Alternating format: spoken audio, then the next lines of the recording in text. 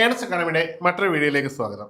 Junior laboratory assistant വളരെ പ്രധാനപ്പെട്ട ഒരു തസ്തികയാണ്. MLT BHSC അടിസ്ഥാന യോഗ്യതയായിട്ടുള്ള ഒരു പോസ്റ്റാണ്.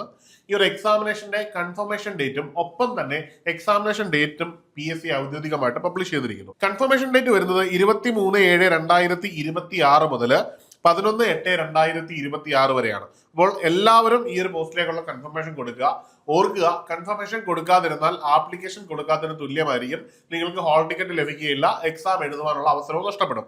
അതുപോലെ തന്നെ എക്സാമിനേഷന്റെ ഡേറ്റും വന്നിട്ടുണ്ട് 3/10/2026 അതായത് ഒക്ടോബർ 3-ാം തീയതിയാണ് എക്സാമിനേഷൻ വന്നിരിക്കുന്നത്.